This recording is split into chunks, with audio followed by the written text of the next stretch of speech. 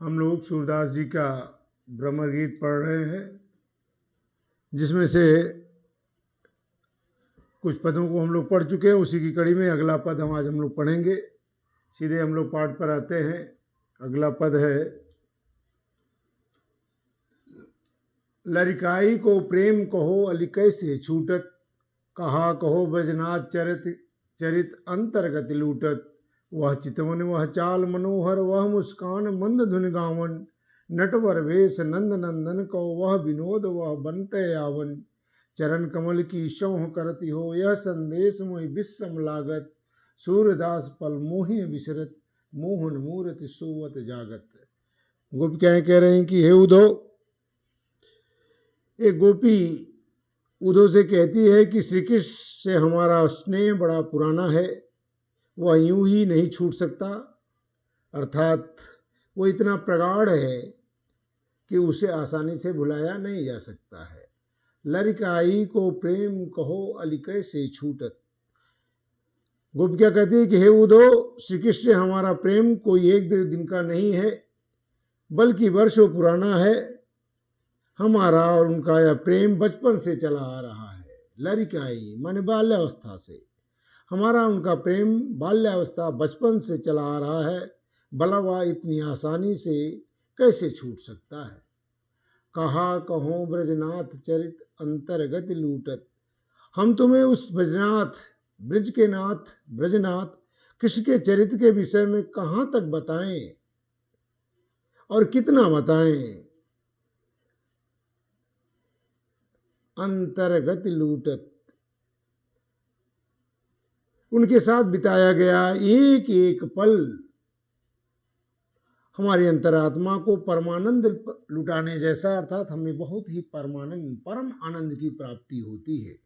उनके साथ बिताए गए एक पल को याद करके वो हमारे लिए परम आनंद की प्राप्ति होती है। परम आनंद को लुटाने जैसा है। अर्थात फिर से एक बार देख ले, उनके साथ बिताया गया एक एक पल हमारी अंतरात्मा को परमानंद लुटाने जैसा है, अर्थात परम आनंद की प्राप्ति है। वह चितवन वह चाल मनोहर, वह मुस्कान मंद धुनि गावन। याद करते हुए श्री कृष्ण कहते हैं, उनकी वह गोपिका उद्धव से कह रही है कि वह चितवन, श्री कृष्ण को याद करके कि वह उनकी चितवन अर्थात उनकी वह तिरछी भौहें, वह चाल मनोहर, उनकी मनमोहमुग्धकारी चाल, मनमोहक चाल, वह मुस्कान, वह उनका मुस्कुराना, उनकी मुस्कुराहट, और मंद धुनि गावन, धीमी मधुर मधुर जो है धीमे स्वरों में बांसुरी के गाने का वह सुर, मधुर ध्वनि, मधुर मंद ध्वनि, बांसुरी के गाने की वह मधुर मंद ध्वनि। नटवर वेश नंद नंदन को, वह उनका लीलाकारी वेश, अनेकों रूप बहुरूपिया धारण करते थे, तो उनका लीलाधारी वेश,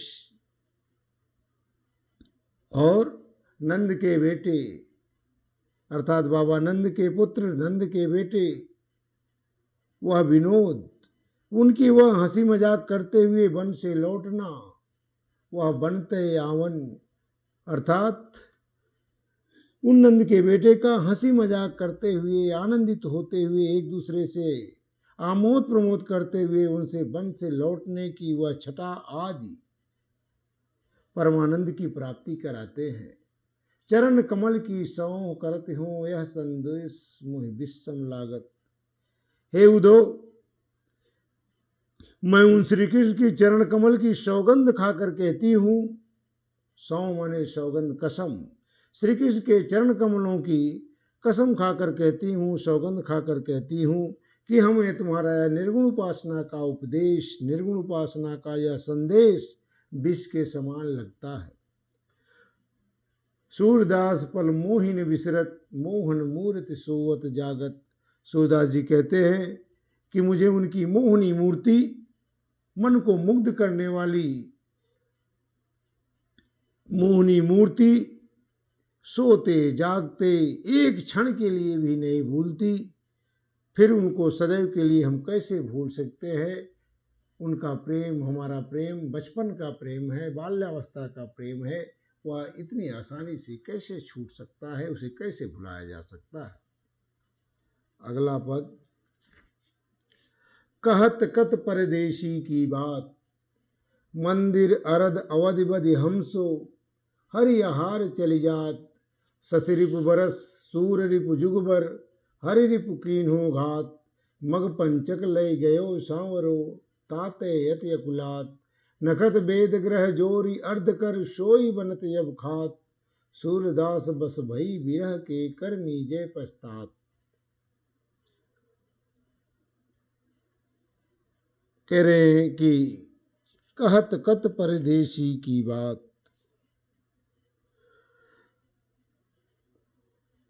प्रस्तुत पद में गोपिका उद्धव से शिकायत कर रही है, उलाहना दे रही है। श्री कृष्ण के लौटने के लिए 15 दिन की अवधि निश्चित करके मथुरा गए थे, किंतु उन्हें गए हुए 1 महीना बीत गया है। प्रतीक्षा की अवधि बीत जाने पर गोपियों की व्यथा का चित्रण इस पद में हुआ है कि गोपिकाएं कितना व्यथित हैं। उनके कहे हुए, दिए गए वादे, दिए गए वचन को भूल जाने के लिए कृष्ण से उलाहना दे रही हैं, उद्धव से कह रही हैं कि कहत कत परदेशी की बात। यह पद थोड़ा सा कूट रचित है, अर्थात इसको समझने के लिए थोड़ा सा हमें जिसे कहते हैं देहात की भाषा में कटबैठी, अर्थात उसके गूढ़ अर्थ को हमको पकड़ना होगा। कैसे समझना है इसको ध्यान से समझें, सुने। कहत कत परदेशी की बात, अपनी व्यथा का वर्णन करते हुए गोपियां उद्धव से कहती हैं कि हे उद्धव, तुम हमसे उस परदेशी अर्थात श्री कृष्ण की बात क्या कहते हो, क्यों करते हो। कहत कत परदेशी की बात, तुम हमसे उस परदेशी श्री कृष्ण की बात क्यों कहते हो, क्या बात कहते हो, क्यों। मंदिर अरध अवधि बधि हमसो, यहां मंदिर अरध, मंदिर माने होता है घर, यहां देवता वास करते हैं, वो देवताओं का घर। अपने घर को भी हम लोग जो है मंदिर ही कहते हैं, घर एक मंदिर। तो मंदिर माने घर, और घर का आधा भाग अर्थात पक्ष, पाक, आधा भाग को पाक कहते हैं अर्थात पक्ष। पक्ष में 15 दिन होते हैं, शुक्ल पक्ष और कृष्ण 2 पक्ष होते हैं 15-15 दिन का। तो पक्ष मंदिर अरध अर्थात 15 दिन के, अवधि माने समय, बधि हमसो हमसे वादा करके, हरि आहार चली जात, हरि माने होता है सिंह, आहार माने उसका भोजन, सिंह का भोजन होता है मांस, मांस का दूसरा रूप कहा जा सकता है वह है मास, मास माने महीना। तो कहत कत परदेशी की बात, हे उद्धव, तुम उस परदेशी श्री कृष्ण की बात क्यों कहते हो, उसकी बात तो भूल ही जाओ, मत करो। क्यों। मंदिर अरद अवधि बधि हमसो, क्योंकि वह श्री कृष्ण वे हमसे एक पक्ष अर्थात 15 दिन का वादा करके गए थे, कि आने का वचन दे करके गए थे, किंतु अब तो हरि आहार चली जात, किंतु अब तो पूरा महीना बीत गया है और वे अभी तक नहीं लौटे हैं। इसलिए उस श्री कृष्ण की बात मत करो, क्योंकि वो तो झूठा है। उन्होंने 15 दिन की बात कह के गए थे, लेकिन वे महीना बीत जाने पर भी न तो वापस लौटे ही, न ही कोई संदेश आया। शशि रिपु बरस सूर रिपु युगबर, शश माने चंद्रमा, रिपु माने शत्रु, तो चंद्रमा का शत्रु अर्थात दिन, क्योंकि दिन होते ही चंद्रमा की शोभा समाप्त हो जाती है। सूर रिपु युगबर, सूर माने सूर्य, सूर्य का शत्रु होती है रात्रि, क्योंकि रात्रि आते ही सूर्य को अस्त होना पड़ता है। हर रिपु कीन्हो घात, हर माने भगवान शिव, रिपु माने होता है शत्रु भगवान शिव का शत्रु अर्थात कामदेव। शशि रिपु बरस सूर रिपु युग बर, अर्थात गोपिकाएं कहती है कि श्री कृष्ण के वियोग में हमारे दिन वर्षों की भांति और रात्रियां युग के समान व्यतीत होती हैं, भारी लगती हैं, युग के समान बीत रही हैं, युग के समान लंबी लगती हैं। शशि रिपु बरस, हमारे अर्थात हम गोपिकाओं के लिए श्री कृष्ण के चले जाने के बाद हम गोपिकाओं के लिए एक एक दिन वर्षों की भांति और एक एक रात्रि युगों की भांति प्रतीत होती है। हरि रिपु कीन्हो घात, और उस पर से ऊपर से कामदेव हम पर घात लगाए हुए अर्थात हमको पीड़ा पहुंचा रहा है, व्यथित कर रहा है। मग पंचक लई गयो सांवरो ताते अककुलात, मघ पंचक, मघ माने मघा नक्षत्र होती है, 27 नक्षत्रें होती हैं, जिसमें से एक नक्षत्र है मघा, और मघा नक्षत्र के बाद जो 5वीं नक्षत्र आती है होती है चित्रा। चित्रा का अर्थात दूसरा अर्थ है चित्त, चित्त माने हृदय। मघ पंचक लई गयो सांवरो ताते अककुलात, गोपिकाएं कहती हैं कि श्री कृष्ण तो हमारा हृदय, हमारा चित्त, हमारा मन अपने साथ ले गए हैं, इसीलिए हम अत्यधिक व्याकुल है। ताते अत्यधिक अकुलात, अर्थात इसी कारण हम गोपिकाएं व्याकुल हैं, क्योंकि हमारा चित्त, हमारा हृदय श्री कृष्ण अपने साथ ले गए। नखत वेद ग्रह जोर अर्धिकत कर्द करी सोई बनत यब खात, नखत माने होता है नक्षत्र 27, वेद माने चारों वेद, ऋग्वेद, यजुर्वेद, अथर्ववेद, सामवेद, तो चारों वेद, तो 27 नक्षत्र, वेद 4 27 4 31, पहले ग्रह 9 थे तो 9 ग्रहों का योग, कुल मिलाकर के योग करी अर्थात इनको जोड़िए और अर्ध करी, उसका आधा करिए, तो 27 4 31 9 40, उसका आधा 20, 20 का अर्थ दूसरा बिगड़ा हुआ रूप 20।